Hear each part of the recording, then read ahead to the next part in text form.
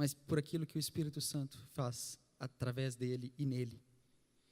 E é disso que nós vamos falar aqui hoje, porque é no momento da perseguição, principalmente, no momento da luta, no momento da dificuldade, que a vida cristã tem que ser vivida no contexto desse relacionamento trinitário entre Pai, Filho e Espírito Santo, para que Deus possa então transformar a nossa vida e torná-la bela para o louvor dele, para que os outros possam ver a luz do Evangelho através de nós. A identidade e a missão do cristão é dada quando ele é batizado em nome do Pai, do Filho e do Espírito Santo. O próprio culto que nós prestamos a Deus, o testemunho que nós damos dirigidos ao Deus Trino, é capacitado por Ele mesmo. É capacitado pelo Espírito Santo, pela mediação de Jesus Cristo. Por isso eu acho excelente podermos hoje comemorarmos o domingo da Igreja Perseguida e o domingo da Trindade. E assim é o que Jesus fala no nosso texto de hoje. João, capítulo 15, versículo 18 ao versículo 27. João 15, 18 ao 27. Se o mundo vos odeia, sabei que primeiro do que a vós outros me odiou a mim. Se vós fosseis do mundo, o mundo amaria o que era seu. Como todavia não sois do mundo, pelo contrário, dele vos escolhi, por isso o mundo vos odeia. Lembrai-vos da palavra que eu vos disse: não é o servo maior do que o seu senhor. Se me perseguiram a mim, também perseguirão a vós outros. Se guardaram a minha palavra, também guardarão a vossa. Tudo isto, porém, vos farão por causa do meu nome, porquanto não conhecem aquele que me enviou. Se eu não viera, não tem desculpa do seu pecado. Quem me odeia, odeia também a meu Pai. Se eu não tivesse feito entre eles tais obras, quase nenhum outro fez, pecado não teriam. Mas agora, não somente têm eles visto, mas também odiado, tanto a mim como a meu Pai. Isto, porém, é para que se cumpra a palavra escrita na sua lei: odiaram-me sem motivo. Quando, porém, vier o Consolador, que eu vos enviar da parte do Pai, o Espírito da verdade que dele procede, este dará testemunho de mim, e vós também testemunhareis, porque estáis comigo desde o princípio. Vamos orar? Senhor nosso Deus e gracioso Pai, clamamos o teu socorro, Senhor, e a tua ajuda, pois nada podemos fazer sem ti. Encha-nos do teu Santo Espírito, ó Pai. Abençoa com graça aquele que fala, e abençoa, Senhor, com graça aqueles que ouvem a tua palavra, para que ela possa, Senhor, chegar ao nosso coração como em um terreno fértil e produzir frutos para a tua glória. É o que te pedimos em nome de Jesus. Amém. Meus irmãos, esse texto que nós acabamos de pegar aqui agora é exatamente uma continuação do que Jesus estava falando, que foi exposto no domingo passado pelo pastor Igor.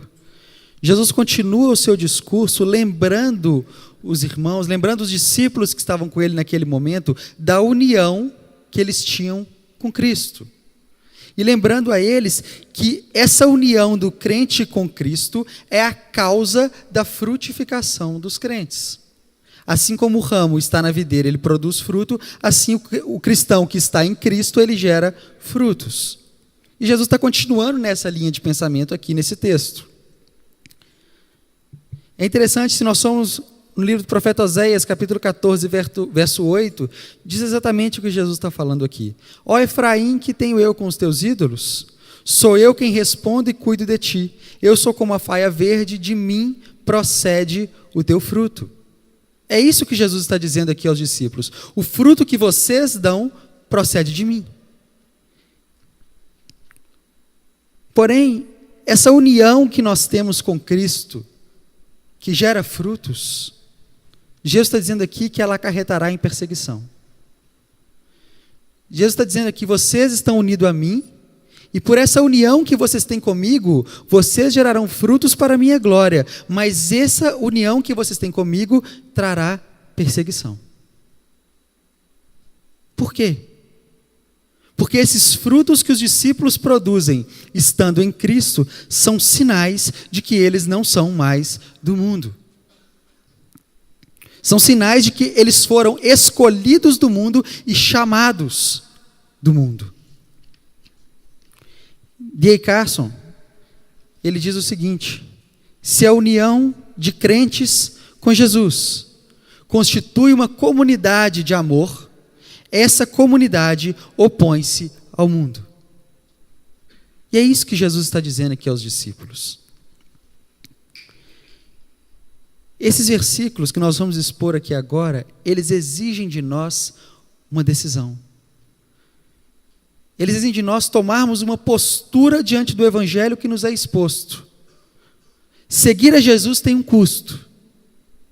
Aquele que escolhe, aquele que decide se colocar em direção à cruz, seguir a Jesus Cristo, ele tem que abandonar tudo para trás. Seguir a Jesus tem um custo, e custará a sua vida, é o que Jesus está dizendo aos discípulos. Se você quer ser meu discípulo, tome a sua cruz e me siga. Todavia, como eu disse aqui, é uma decisão, tem um outro caminho a ser seguido, que é não seguir a Jesus. Porém, ao escolher este caminho, você está escolhendo um caminho de um mundo perdido e odioso. Essas palavras deveriam advertir aqueles futuros discípulos de Cristo, para que eles saibam o caminho que eles estão entrando.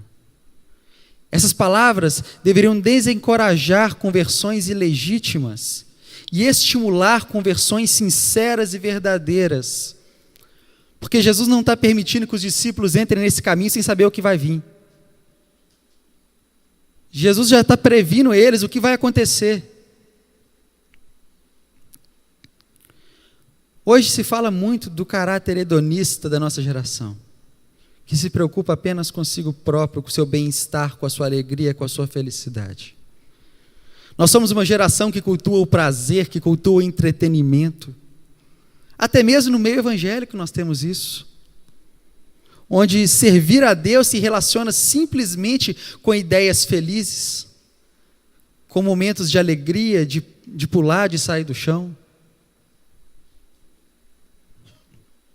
Mas fala-se pouco do privilégio ou da graça de sofrer por amor a Jesus.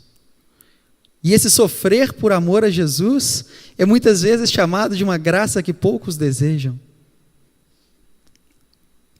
Hoje nós somos conhecidos como a sociedade do analgésico, onde ninguém quer sentir dor. Mas aquele que deseja seguir após Jesus, aquele que deseja realmente ser um discípulo de Cristo, deve saber que mesmo quando o mal trabalha, mesmo quando o sofrimento trabalha, porque Deus usa o mal e o sofrimento, Ele usa para o nosso bem. Essa deve ser a consciência do cristão. Mas qual é o problema? É que nós não sabemos o que é bom. Nós não sabemos o que é bom. Porque bom, meus irmãos, não são grandes ministérios. Porque o bem para o qual todas as coisas cooperam, como diz o apóstolo Paulo, não é fama. O bem para o qual todas as coisas cooperam não é riqueza material, não é prosperidade. O bem para o qual todas as coisas cooperam, inclusive o sofrimento, como na vida desse irmão que nós vimos aqui agora, não é que quando a gente morrer alguém vai escrever um livro a nosso respeito. O bem para o qual todas as coisas cooperam, e o que Jesus está dizendo aqui do sofrimento que virá, é para nos fazer parecidos com Jesus. Esse é o bem para o qual todas as coisas cooperam, para nos moldarmos à imagem e semelhança de Cristo. Meus irmãos, muitas vezes o Senhor nos ama demais para nos dar aquilo pelo qual nós estamos orando.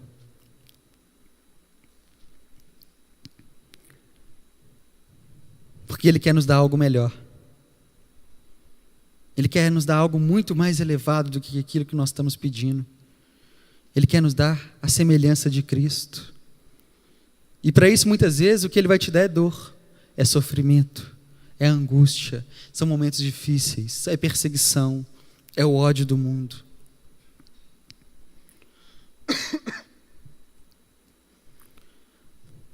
em um tipo de cristianismo atual, onde o conforto é o objetivo máximo, nós somos chamados aqui a tomarmos uma decisão.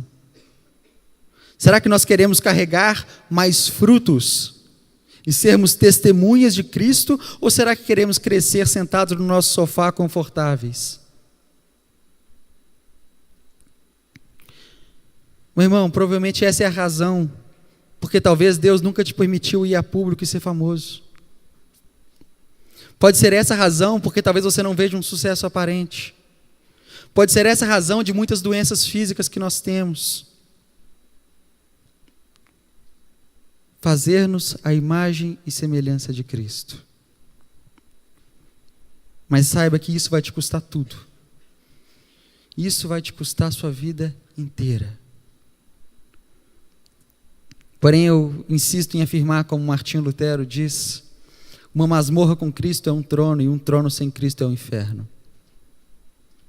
Sofrer por amor a Cristo é melhor que qualquer bajulação que o mundo possa oferecer. E é isso que Jesus está dizendo aos seus discípulos. Verso 18 ao verso 19. Se o mundo vos odeia, sabei que primeiro do que a vós me odiou a mim. Se vós fosseis do mundo, o mundo amaria o que era seu. Mas porque não sois do mundo, antes eu vos escolhi do mundo, por isso é que o mundo vos odeia. O mundo do qual Jesus está falando aqui é a sociedade não redimida, separada de Deus por causa do seu pecado, cega às verdades espirituais. Essa sociedade odeia a Deus e odeia os cristãos. O ataque agora, Jesus está dizendo aos discípulos, passaria do pastor para as ovelhas. Aqueles que odiaram o pastor, aqueles que perseguiram o pastor, aqueles que sem motivo mataram o pastor, agora perseguirão as ovelhas. Agora odiarão as ovelhas. Tão certo quanto a vida dos discípulos deveria refletir a vida de Cristo, eles também atrairiam o ódio que Cristo atraiu. E o propósito desse versículo aqui, Jesus está conversando com seus discípulos pouco antes de ir em direção à cruz, é alertar, é eliminar o fator surpresa no momento que a perseguição irromper contra os discípulos.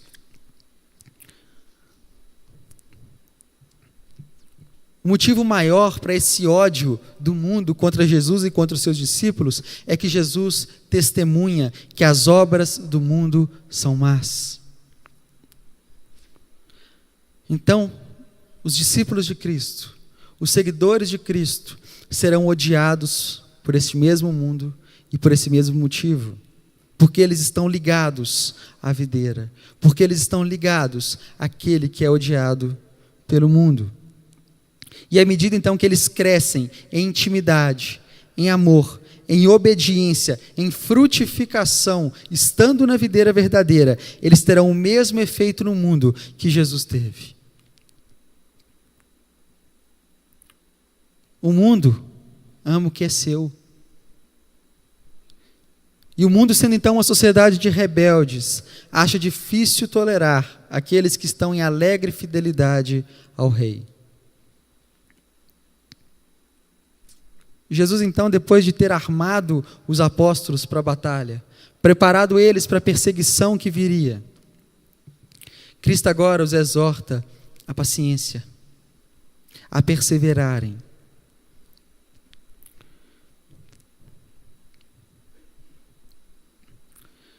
Cristo lhes comunica as primeiras informações a respeito da perseguição que viria contra a vida deles, para que eles não sejam pegos, como a gente fala, como marinheiros de primeira viagem, os quais por falta de experiência, os quais por falta de preparo, são valentes até chegarem na frente do inimigo, são valentes até chegar à primeira perseguição, como Pedro foi nos textos anteriores. Porém, assim que começa a batalha, eles tremem. Assim que são colocados diante do perigo, eles tremem. Jesus aqui está preparando os discípulos para isso. Vocês vão sofrer. Vocês serão perseguidos por minha causa. Jesus não deixou os discípulos irem para o campo de batalha sem saber o que estava vindo. E Cristo não apenas previne os seus discípulos de que nada pode lhes acontecer que seja novo ou que seja inesperado, mas ele confirma aos discípulos o seu próprio exemplo. Porque não é razoável que Cristo seja odiado pelo mundo e nós, os seus discípulos, sejamos amados pelo mundo. Ou que nós tenhamos o mundo a nosso favor, porque o mundo ama o que é dele. Se o mundo nos amasse, seríamos do mundo. E aqui é interessante observarmos, porque Jesus fala que o mundo nos odeia porque nós não somos do mundo. Mas nós não somos do mundo não porque nunca o fomos dele. Não porque pelos nossos próprios méritos somos bons demais para sermos do mundo. Não é isso que Jesus está falando aqui. Mas Jesus afirma que nós não somos do mundo, porque Ele nos escolheu, tirando-nos do mundo. Antigos rebeldes, que pela graça do rei, ganham de volta uma fidelidade de amor ao seu legítimo monarca, não serão populares naqueles que permanecem em rebelião. Nós somos como esses, rebeldes, que receberam a graça e o favor do rei, de nos submetermos à vontade dele. E aqueles que permanecem em rebelião nos odiarão, nos perseguirão. Meus irmãos, o cristão, então, ele não pode pensar em si mesmo como alguém intrinsecamente superior aos outros. Não há nada em nós que nos faça melhor do que qualquer pecador. Não há nada em nós que nos faça melhor do que qualquer pessoa. Nós somos igualmente merecedores da ira de Deus. Nós somos igualmente indignos de qualquer favor e benevolência de Deus. Mas sendo escolhidos do mundo como aqueles que pertencem a Cristo e que ainda estão no mundo, nós somos feitos pária, nós somos feitos lixo no mundo dos rebeldes. O mundo nos odeia, porque estamos em Jesus.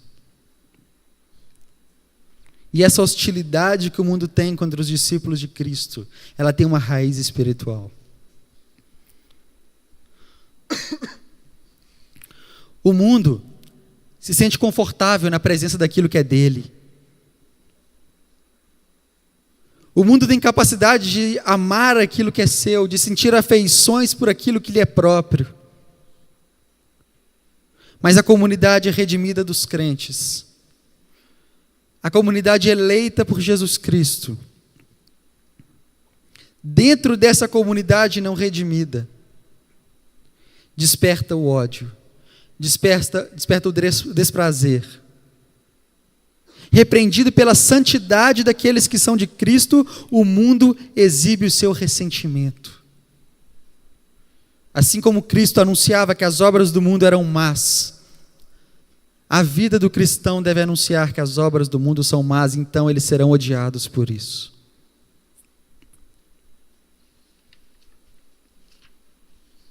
E esta, meus irmãos, é outra consolação que Jesus está dando aos discípulos. Que a razão pela qual eles serão odiados, a razão pela qual eles serão perseguidos, a razão pela qual eles serão maltratados pelo mundo, é que eles foram separados do mundo. Ora, meus irmãos, essa é a verdadeira felicidade do crente. Essa é a verdadeira alegria de cada cristão. Porque foi dessa forma que eles foram resgatados da cidade da destruição. Porque foi dessa forma que eles foram tirados do império das trevas e levados para o reino da luz. Eleitos pela graça de Deus. Esse escolher que Jesus está dizendo aqui significa exatamente separar. Se nós somos escolhidos do mundo, nós éramos parte deste mundo. E que somente pela misericórdia de Deus nós viemos a distinguir do mundo. Esses frutos que nos distinguem do mundo, a perseguição que nos distingue do mundo, não é mérito nosso, é de Cristo. O nome no qual os discípulos são batizados É aquele nome pelo qual os discípulos de Cristo viverão e é aquele pelo qual os discípulos de Cristo morrerão. E grande consolo é para nós se sofremos por amor ao nome de Jesus. Grande alegria é para nós se sofremos por amor ao nome de Cristo. Verso 20. Lembrai-vos da palavra que eu vos disse. Não é o servo maior que o seu senhor. Se a mim me perseguiram, também vos perseguirão a vós. Se guardaram a minha palavra, também guardarão a vossa. Essa é uma confirmação do que Jesus disse exatamente antes. Ao dizer que os discípulos seriam odiados pelo mundo, pela sua semelhança com o seu Senhor. E quem está acompanhando a exposição do Evangelho de João aqui na igreja, já deve ter se lembrado que Jesus disse exatamente essa mesma frase anteriormente. João, capítulo 13, verso 16, a ocasião em que Jesus está lavando os pés dos discípulos. Não é o servo maior que o seu Senhor. Jesus agora repete essa mesma expressão. Na primeira ocasião, no lava-pés, o princípio é aplicado à questão da primazia, da humildade, do serviço mútuo. Não é o servo maior que o seu senhor. Então, assim como eu vos lavo os pés, vós também devem fazer. Agora esse princípio é aplicado no contexto da perseguição. Assim como vocês devem lavar os pés, assim como vocês devem aplicar no serviço mútuo e na humildade, por minha causa, vocês serão perseguidos. Ou seja, aqueles que pregam o Evangelho de Jesus, aqueles que vivem em conformidade com o Evangelho de Cristo, aquele que a sua vida exibe os frutos do Evangelho, atrairão o mesmo ódio que Jesus atraiu. Atrairão a perseguição que Jesus atraiu, porque eles se parecem com o seu Senhor. A própria Escritura nos dá diversos exemplos disso. Apóstolo Paulo, no seu ministério da Galácia do Sul, Paulo experimenta grandes tribulações e inclusive é apedrejado. Entretanto, ele é capaz de fortalecer a alma dos discípulos, exortando-os a permanecerem firmes na fé e mostrando que, através de muitas tribulações, importa-nos entrar no reino de Deus. O mesmo apóstolo Paulo envia Timóteo aos crentes em Tessalônica, dizendo, a fim de que ninguém se inquiete com essas tribulações, porque vós mesmos sabeis que estamos designados para isto. 1 Tessalonicenses 3:3. Nós vimos a mesma coisa na Epístola aos Hebreus, nos lembrando que somos estrangeiros neste mundo.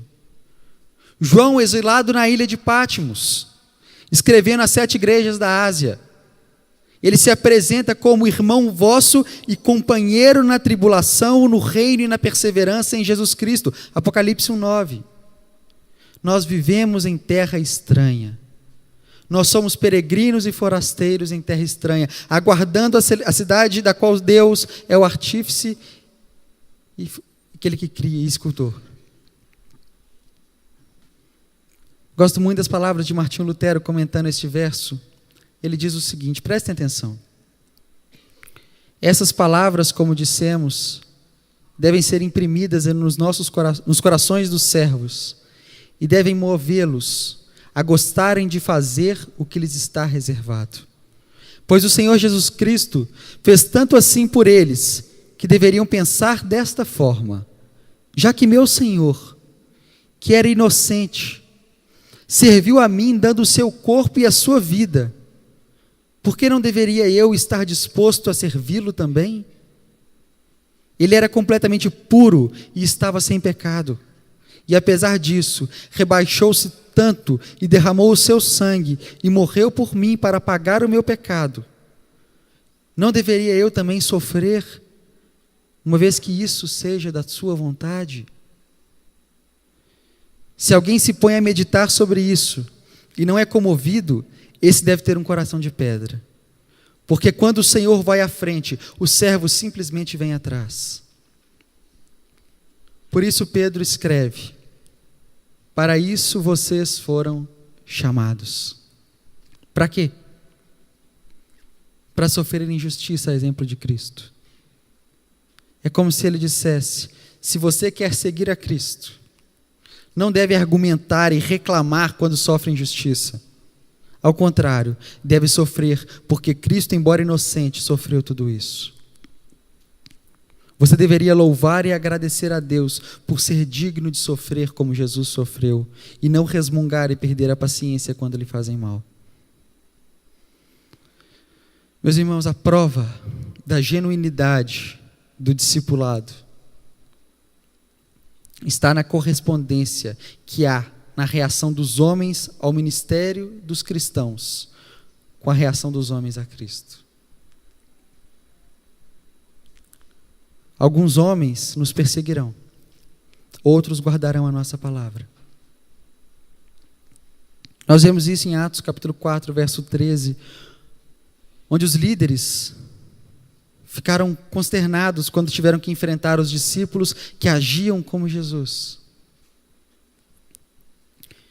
Meus irmãos, não pensem que essa perseguição e esse sofrimento que eu estou dizendo seria um meio pelo qual nós somos salvos. Cristo já sofreu por nós.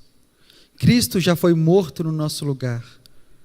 Nós agora o seguimos para sermos formados e moldados à sua imagem. O sofrimento, a dor, como um caráter intrínseco da própria vida humana, é um fato. A dor faz parte da vida humana. Porém, é preciso dizer algo que nós não gostamos muito de admitir, que o sofrimento faz parte da própria natureza de nossa vida com Cristo aqui neste mundo. Talvez nós tenhamos receio de dizer isso com essas palavras, mas um cristianismo sem sofrimento, um cristianismo sem dor, é algo totalmente estranho ao conteúdo do Novo Testamento. O próprio Jesus nos adverte a respeito disso nesse texto. Vocês serão perseguidos por minha causa. O mundo vos odiará por minha causa. Meus irmãos, nós deveríamos ficar preocupados. Nós deveríamos ficar temerosos se o nosso cristianismo é o mesmo das multidões. Isso deveria nos preocupar. Porque se o mundo nos ama, é porque nós temos alguma semelhança com ele. Meus irmãos, se o cristianismo que você tem vivido é fácil, é popular, é conveniente, se você vem para a Igreja Esperança simplesmente porque a Igreja Esperança é uma igreja que você pode fazer o que você quiser, você se veste da forma que você quiser, você pode viver a sua vida da forma que você quiser, toma cuidado. Toma cuidado. Mas nós não devemos nos sentir desanimados se o cristianismo que nós professamos não é popular. E se poucos são aqueles que concordam conosco, pois o nosso próprio Senhor disse: estreita é a porta e apertado o caminho, e são poucos os que se acertam com ele. Meus irmãos, nós precisamos que se levantem homens dispostos a se gastarem por Cristo. Michelangelo, artista e escultor, ele disse certa vez que quanto mais se gasta o mármore, tanto mais cresce a estátua. Meus irmãos, na nossa igreja, na nossa geração, nós precisamos de homens que estejam sendo mortificados e transformados à imagem de Cristo. Nós carecemos na nossa comunidade de homens que estejam dispostos a serem moldados, assim como o mármore é moldado para que se forme a estátua. Precisamos de homens que sejam moldados pelo sofrimento e pela dor para se assemelharem a Cristo.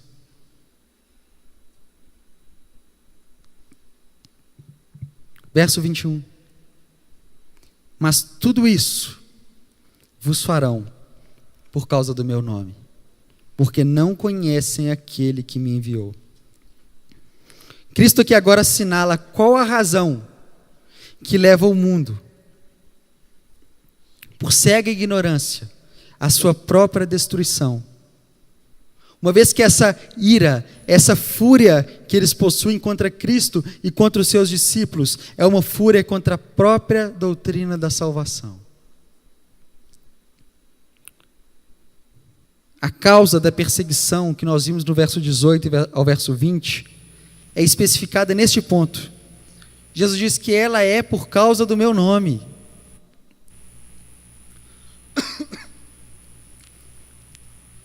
Possíveis reações contra os discípulos de Cristo, quer sejam para o bem ou para o mal, em última instância não dependem dos discípulos, mas de Jesus. Os discípulos não são odiados em última causa por quem eles é, mas por quem Jesus é, e porque agora eles estão unidos a Jesus.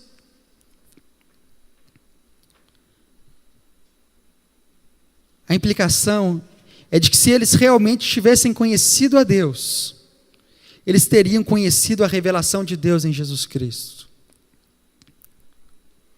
Portanto, a falha em não reconhecer Jesus Cristo constitui uma evidência condenatória contra eles.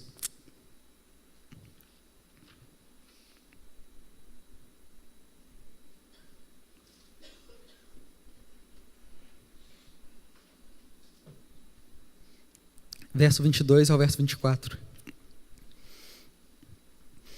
Se eu não viera, nem lhes houvera falado, não teriam pecado. Mas agora não tem desculpa do seu pecado. Aquele que me odeia, odeia também a meu Pai. Se eu entre eles não fizesse tais obras, quais nenhum outro tem feito, não teriam pecado. Mas agora viram-nas e me odiaram a mim e a meu Pai. Essa ignorância que aqueles que perseguiam a Jesus e aqueles que perseguiriam os apóstolos se baseava no pecado. Embora Cristo diz ele mesmo que ele não veio para julgar, mas para salvar, a simples presença e o testemunho de Jesus tornava manifesto o pecado daqueles homens. Expostos por Jesus, esses perseguidores não tinham mais onde se esconder.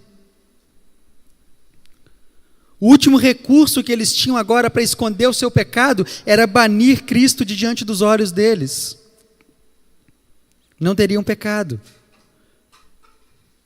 O pecado culminante da incredulidade e da rejeição do Salvador.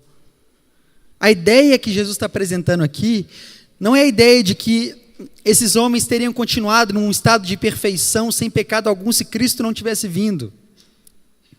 Mas ao vir e falar a eles, Jesus incita o mais central e dominador dos pecados, a rejeição da graciosa revelação de Deus. Eles rejeitaram a Cristo. Eles odiaram a Cristo. Eles preferiram as trevas do que a luz. A rejeição das palavras de Cristo e da pessoa de Jesus é assim a rejeição da luz mais clara e da revelação mais plena. E, portanto, implica na culpa mais central e na mais profunda mácula.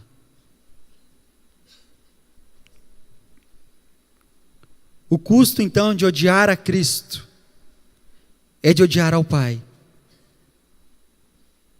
Os homens não podem tratar o Pai de um modo e o Filho de outro. Essa doutrina sobre a natureza de Jesus explica a perseguição, então, que os discípulos de Cristo sofrerão.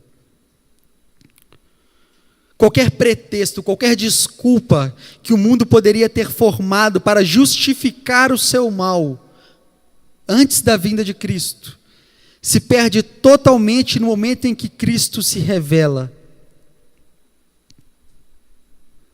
E simultaneamente essa revelação expõe o pecado desses homens, expõe a sua malícia, expõe a sua maldade que se revela no ódio contra Jesus, mas ao mesmo tempo provê o remédio. E o mundo então que rejeita essa exposição, rejeita ao mesmo tempo o remédio. Nessa passagem, meus irmãos, Cristo está visando principalmente os seus discípulos, com o intuito de animá-los pela confiante e fundamentada expectativa pela vitória contra o mundo. Para que quando essa perseguição viesse, os discípulos não cedessem à malícia dos ímpios. Para que quando a perseguição irrompesse, os discípulos pudessem permanecer firmes.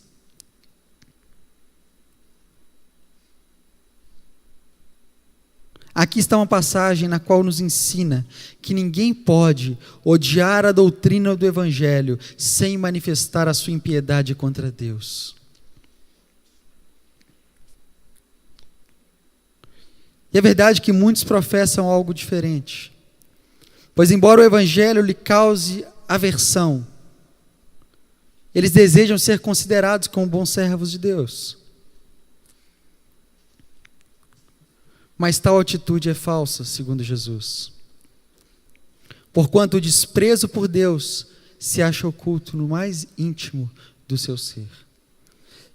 Dessa maneira, Cristo então desvenda a hipocrisia desses perseguidores. Verso 25.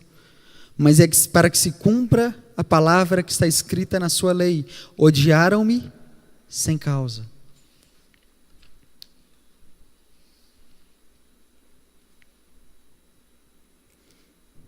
Nada do ódio demonstrado pelo mundo contra os cristãos deve ser entendido como um prejuízo para o plano de Deus. Algo que escapou dos propósitos de Deus. Jesus aqui provavelmente está citando o Salmo 69, versículo 4. Traçando uma certa semelhança com Davi. Se Davi, que está escrevendo esse salmo, podia ser odiado sem motivo, quanto mais o Messias, que seria o seu descendente. O ódio do mundo contra Jesus não só é injustificado, como também aqueles que o odeiam estão condenados pela sua própria lei. Jesus está dizendo aqui que a própria Escritura, a qual os judeus tanto exaltavam, se levantava contra eles para lhes condenar. Odiaram-me sem causa, sem motivo. Um ódio que não tem defesa. Falta-lhes base contra esse objeto odiado. Não tem por que eles odiarem a Cristo, mas ainda assim eles o odeiam porque Cristo revela que as suas obras são más. E João agora vai descrever, no verso 26 e 27, a natureza do testemunho dos cristãos diante dessa perseguição. Mas quando vier o Consolador, que eu da parte do Pai vos hei de enviar, aquele Espírito da verdade que procede do Pai, ele testificará de mim, e vós também testificareis, pois estivestes comigo desde o princípio. Meus irmãos, muitos autores, quando vão examinar esse texto, costumam dizer que talvez ele tenha sido inserido a partir de outra fonte aqui, porque alguns acham que ele não se encaixa muito bem ao que Jesus está querendo dizer. Alguns vão entender que Jesus praticamente muda de assunto de uma hora para outra. Jesus está falando de perseguição e agora ele fala que ele vai enviar o Consolador. Mas não, meus irmãos. Esse versículo se encaixa muito bem na continuação do texto, se prestarmos atenção. Os versos 18 a 25 que analisamos até agora insistem que o ódio para com os discípulos de Jesus surge do ódio contra o próprio Jesus. E que esse, por sua vez, é a resposta do mundo à revelação que ele está trazendo. Ou seja, os discípulos são perseguidos pelo mundo. Os discípulos são odiados pelo mundo por causa de Jesus. Mas espera aí, se pararmos para ver aqui agora, Jesus está caminhando para a cruz. Jesus está caminhando para ser crucificado e ele já advertiu os discípulos disso, que ele será morto e que ele será crucificado. Mas se Jesus será morto e se Jesus será crucificado, como que essa perseguição continuará se ela é por causa de Jesus? Jesus morreu, acabou.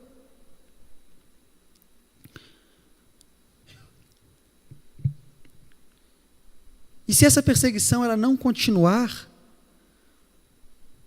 como deve o ódio do mundo ainda estar relacionado a quem Jesus é? E é sobre isso que Jesus está querendo dizer aqui agora. O mundo vos odeia por minha causa, mas eu estou indo. Eu vou morrer, vou ressuscitar e vou subir aos céus. Então não tem motivo mais para ódio.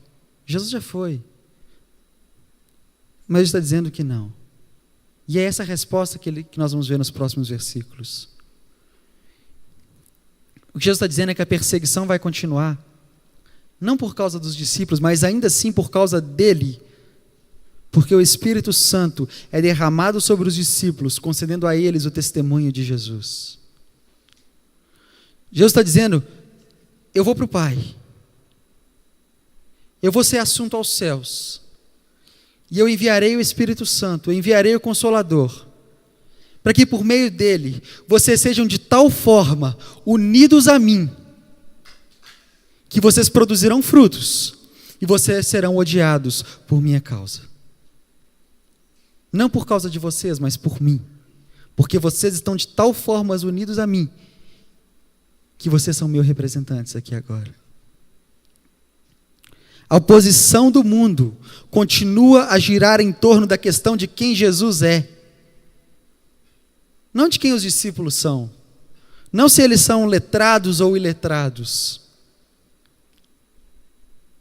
Mas em torno de quem é Jesus. E porque pelo Espírito Santo eles estão nele. Meus irmãos, essa passagem é tão relevante para aqueles que estão para se converter. Assim como aqueles cristãos sérios e maduros que estão decaindo da fé, que têm o seu zelo esmorecendo por causa da oposição, por causa da dificuldade.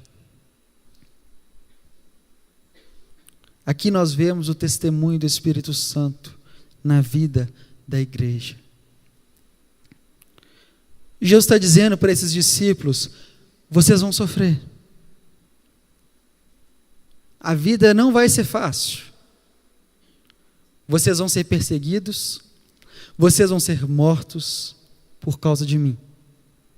Vocês vão ser apedrejados. O mundo vai vos odiar. Mas vocês não vão enfrentar o mundo sozinhos. Vocês não vão enfrentar essa oposição sozinhos. Vocês não vão enfrentar essa dor sozinhos. Vocês terão um ajudador divino. Vocês terão o Espírito da verdade. Ele trará diante dos vossos olhos a verdade de quem Cristo é. O Espírito, então, ele vem numa dupla missão. Ele é enviado do Filho pelo Pai para testificar a respeito de Cristo. E por outro lado, do ponto de vista da nossa ligação com Jesus, Ele nos dá o conhecimento necessário para um testemunho válido a respeito de quem Jesus é.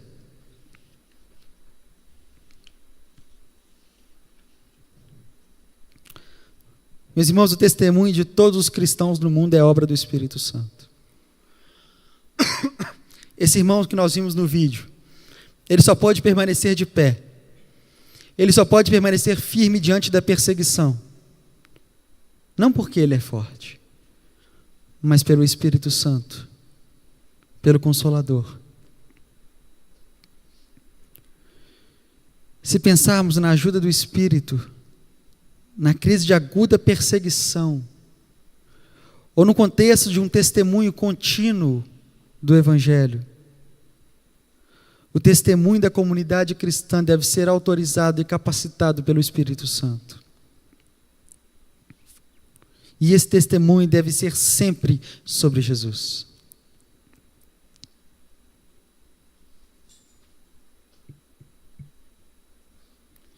E à medida então que esse testemunho prossegue, à medida que os discípulos começarem e continuarem a testemunhar a respeito de Jesus, será forçada cada vez mais uma divisão no mundo, que é a extensão do próprio ministério de Jesus.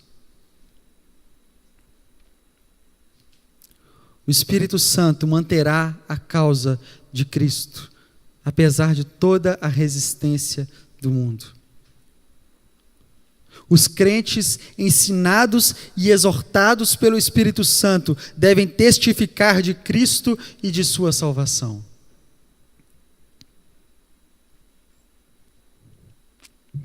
Cristo, então, por meio do Espírito Santo, produz nos seus discípulos este testemunho.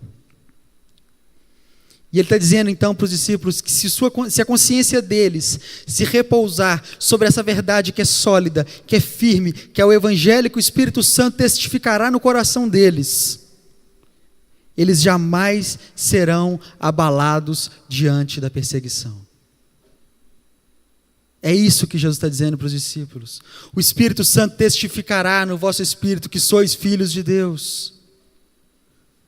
E no meio da dor, no meio da perseguição e da dificuldade, será isso que vos manterá de pé.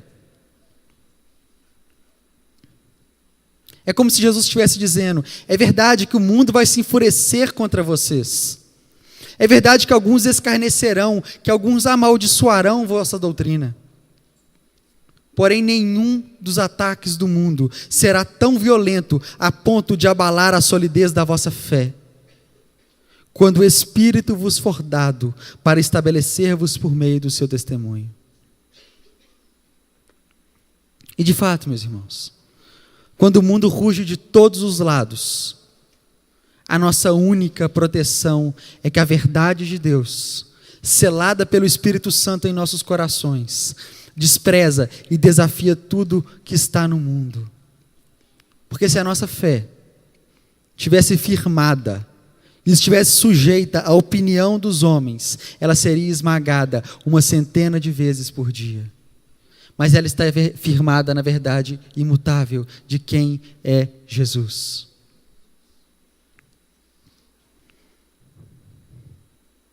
Portanto, meus irmãos, nós precisamos observar com critério a maneira como devemos permanecer firmes diante das tempestades. É porque não recebemos o Espírito do mundo, mas o Espírito que procede de Deus, para que conheçamos as coisas que nos foram dadas por Deus. Essa testemunha singular poderosamente diminui, dispersa e subverte tudo quanto o mundo erige para obscurecer ou esmagar a verdade de Deus.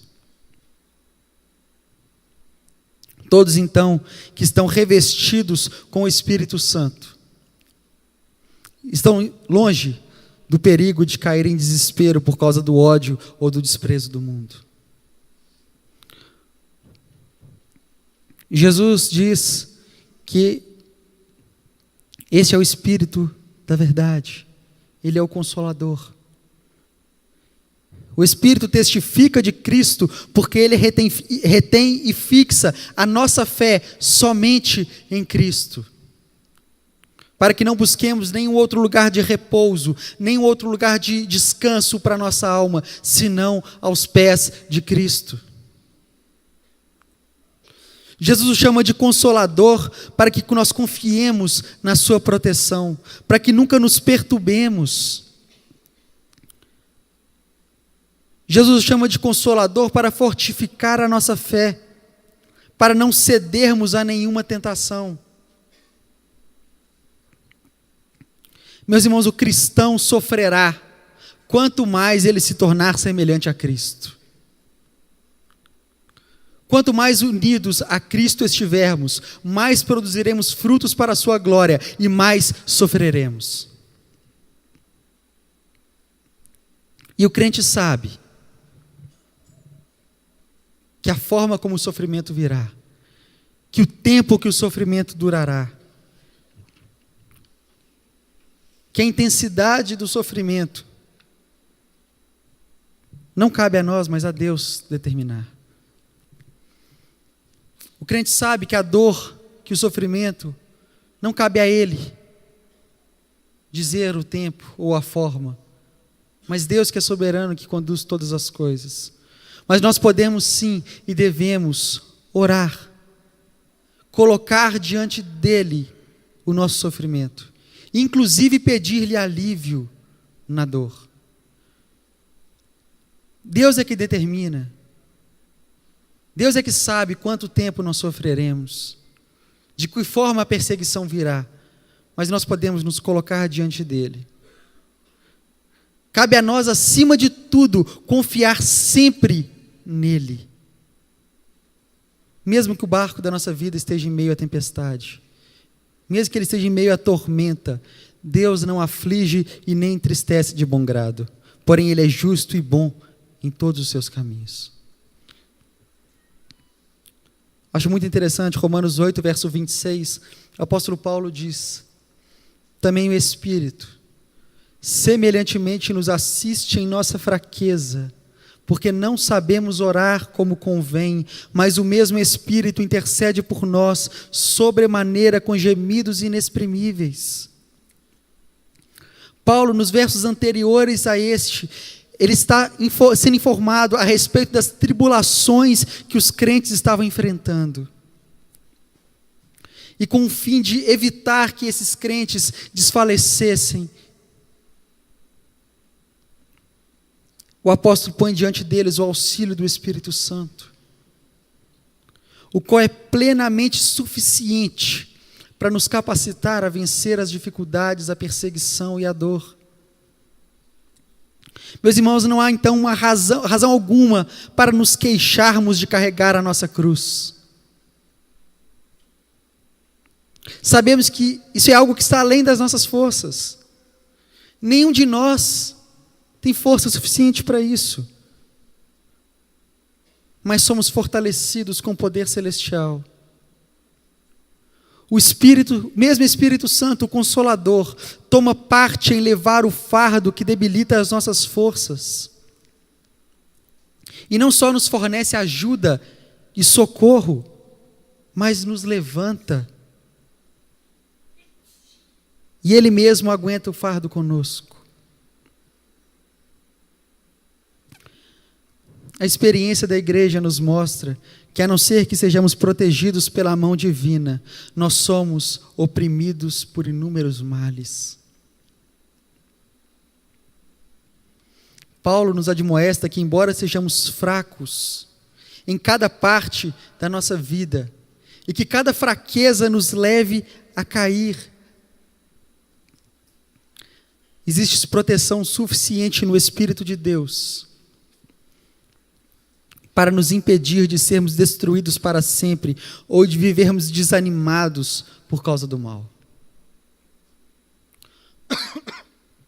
Porque nós não sabemos orar como convém.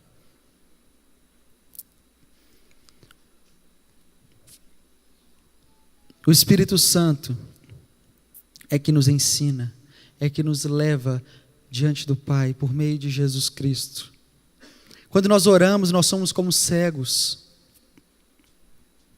Em meio à perseguição, a nossa mente se acha tão perturbada, tão confusa, que nós não sabemos usar as palavras corretas para nos achegarmos diante de Deus, para pedir aquilo que necessitamos.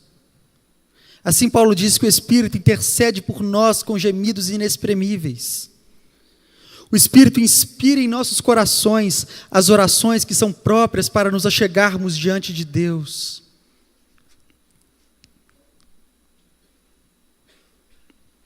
Ele afeta de tal forma os nossos corações, que as nossas orações, pelo seu favor e pela graça de Jesus Cristo, penetram o próprio céu e são colocadas diante do Pai.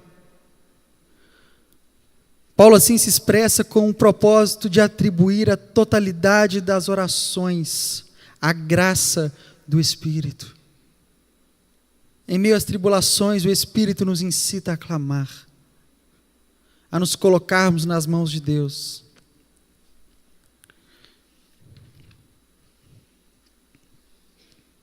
E Jesus então conclui as suas palavras dizendo: e vós também testificareis, pois estivestes comigo desde o princípio. Jesus está dizendo aqui mais especificamente dos apóstolos, mas o testemunho cristão cabe a todos nós, testificarmos sobre Jesus. Todos os apóstolos, quase todos os apóstolos, foram martirizados. Foram crucificados de cabeça para baixo, foram decapitados, foram apedrejados. Tiago nos recomenda a tomarmos por modelo o sofrimento e a paciência. Tomarmos por modelo no sofrimento e na paciência os profetas, os quais falaram em nome do Senhor. Jesus, o próprio Jesus se apresenta como a linhagem dos profetas rejeitados. E a sua rejeição marca o cúmulo da iniquidade. No Novo Testamento, os profetas não são aqueles que trazem novas verdades, mas são expositores da verdade revelada. São esses que dão testemunho de Cristo que Jesus está falando. Eles não devem buscar a notoriedade de inovadores, criar métodos e formas, não. Antes, eles contendem zelosamente pela fé que uma vez por todas foi entregue aos santos. E mantém-se em subordinação à doutrina dos apóstolos. Não obstante, esses que testemunham da verdade evangélica de Cristo, que estão unidos a Jesus Cristo, não estarão isentos de sofrimento, não estarão isentos da dor.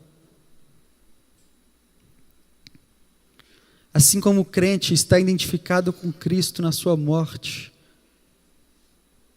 nós devemos nos identificar com Ele no seu sofrimento, na sua dor, na sua perseguição. Como eu já disse, não para sermos salvos, porque já o somos, mas por estarmos unidos a Ele.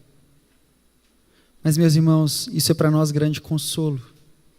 Isso é para nós grande alegria, porque assim como estamos identificados com Cristo nos seus padecimentos e na sua morte, também estaremos identificados com Ele na sua consolação e na sua ressurreição. Como diz o apóstolo Paulo em 2 Coríntios, como sois participantes dos sofrimentos, assim o sereis na consolação. Nós seremos consolados pelo Espírito de Cristo. Se com Ele sofremos, com Ele também seremos glorificados. Paulo nos diz que essas aflições são temporárias e leves em comparação com a glória eterna que há de vir. E que ela está acima de toda comparação. Meus irmãos, aqui nesse texto eu não estou querendo dizer para vocês que o cristão é aquele que se deleita no sofrimento alheio.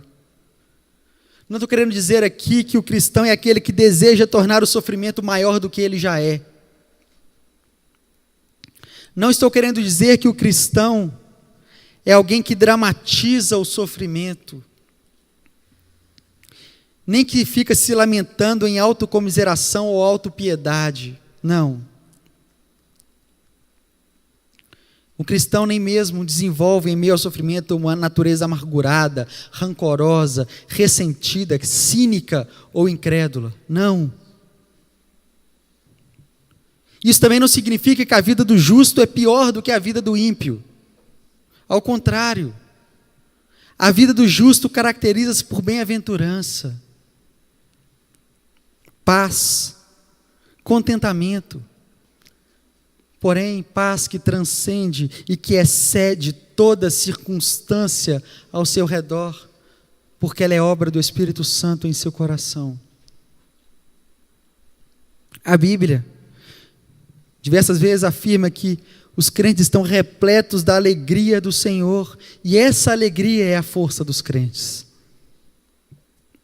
O que eu estou dizendo aqui, meus irmãos, significa ser realista e perceber que o mal conspira contra o bem no mundo que jaz no maligno. As trevas aborrecem a luz. Eu lhes tenho dado a tua palavra e o mundo os odiou, porque eles não são do mundo, como também eu não sou. Não peço que os tires do mundo, e sim que os guardes do mal. Sereis odiados de todos por causa do meu nome.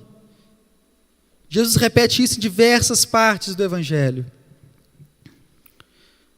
Meus irmãos, se o mundo vos odeia, sabei que primeiro do que a vós outros me odiou a mim. Se vós fosseis do mundo, o mundo amaria o que era seu. Como todavia não sois do mundo, pelo contrário, dele vos escolhi. Por isso o mundo vos odeia. Lembrai-vos das palavras que eu vos disse. Não é o servo maior que o seu senhor. Se me perseguiram a mim, também perseguirão a vós outros.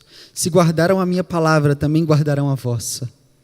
Tudo isso, porém, vos farão por causa do meu nome, porque não conhecem aquele que me enviou. Meus irmãos, eu quero concluir as minhas palavras dizendo que o cristão, ele é aquele que é capaz de se regozijar, de se alegrar e de dar glórias a Deus quando é considerado digno de sofrer afrontas por causa do nome de Cristo. É por isso a alegria daquele irmão que nós vimos no vídeo. O cristão é aquele que pode se gloriar nas próprias tribulações, sabendo que a tribulação produz perseverança, e a perseverança é experiência, e a experiência, esperança. O cristão é aquele que tem por motivo de grande alegria o passar por várias provações, sabendo que a provação da vossa fé, uma vez confirmada, produz perseverança. Ora, a perseverança deve ter ação completa, para que sejais perfeitos e íntegros, e em nada deficientes. Amém? Vamos orar? Senhor nosso Deus e gracioso Pai, te louvamos, Senhor, e te damos graças, que possamos ser achados dignos de sofrer pelo Teu nome. Que possamos, Senhor, ser achados dignos de padecer por amor do Evangelho. E que da mesma forma o Senhor nos envie o Consolador para nos sustentar em nossa fraqueza, para interceder por nós com gemidos inexprimíveis. Pois de nós mesmos, Senhor, nada podemos fazer, de Ti, Senhor, procede o nosso fruto. E se havemos de perder famílias, bens, o que for assim da Tua vontade, ó Senhor, sustenta a nossa alegria em Ti. Em nome de Jesus. Amém.